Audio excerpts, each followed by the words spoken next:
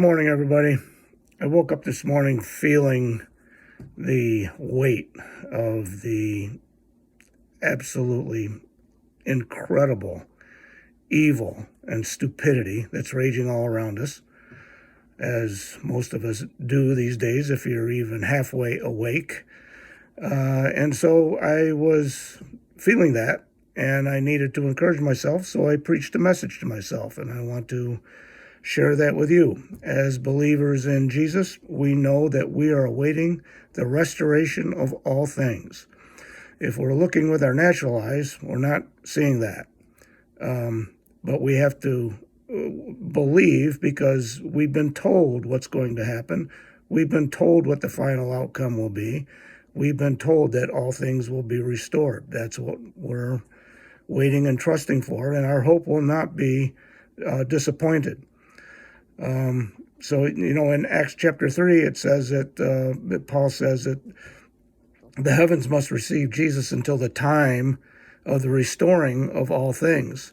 And in 1 Corinthians 15, it says that he must reign until he has put all his enemies under his feet, which he will do. So how is God going to accomplish the restoration of all things? And there's quite a few verses that we could go to look at that, but the one that I want to look to that I think maybe not a lot of people have looked to has to do with the prophet Elijah. And when the disciples were coming down from the Mount of Transfiguration, they asked Jesus, why then do the prophets say that Elijah must come first? And Jesus said, Elijah indeed returns and restores all things. You get that? Elijah restores all things. Then he goes on to say that, but Elijah has come already, and they did whatever they would to him. And the disciples knew that he was talking about John the Baptist. So was that prophecy fulfilled? Well, no, not quite. It began to be fulfilled when John the Baptist came, but it has not been completely fulfilled. And we know that because not all things have been restored. And also the prophecy that talks about Elijah coming is in Malachi, when he says that I will send the prophet Elijah before the great and dreadful, or terrible, or fearful, depending on the translation, the day of the Lord, the great and dreadful day of the Lord, which has not come. That's Jesus's return, is what that's talking about. So the Elijah prophecy began to be fulfilled with John the Baptist, but it has not been completely fulfilled. It is being fulfilled. It's hard to see sometimes, but it is being fulfilled, and it will be completely fulfilled before the great and terrible day of the Lord. Now, what was John's ministry? In John the Apostle's gospel, he speaks of John the Baptist and says that he came as a witness so that all might believe on him who God has sent, meaning Jesus. So how is that any different from what our responsibility is? We are witnesses of Jesus Christ. We are his witnesses, and the Great Commission is to cause all to believe on him. So we are, in effect, John the Baptist and Elijah. We are a company of Elijah. We are a corporate body that embodies the ministry of Elijah / John the Baptist. So it is our responsibility to obey God, and through us, God will restore all things. It says in Romans chapter 8, 19 through 21, I got it here somewhere, let me read it.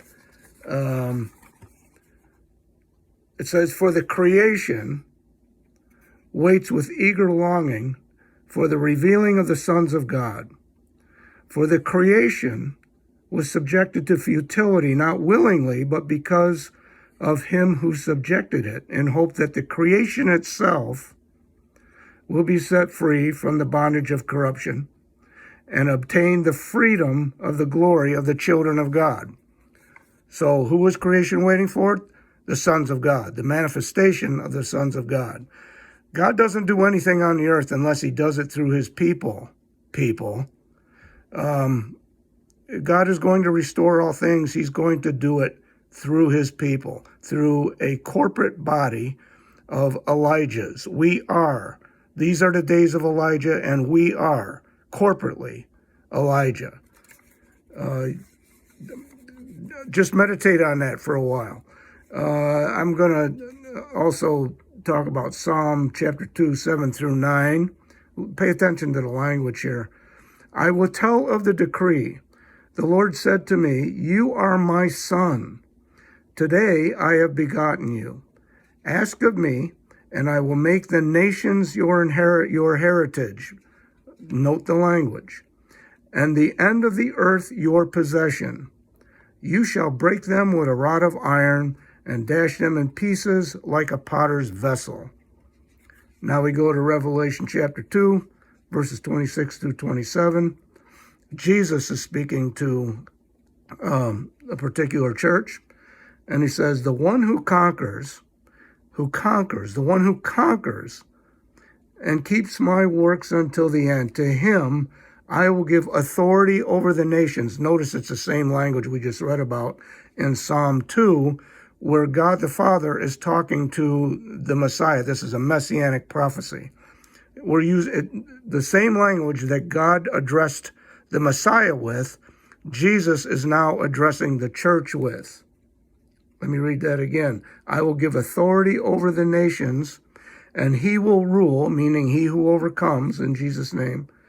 He will rule them with a rod of iron, as when earthen pots are broken in pieces, even as I myself have received authority from my Father.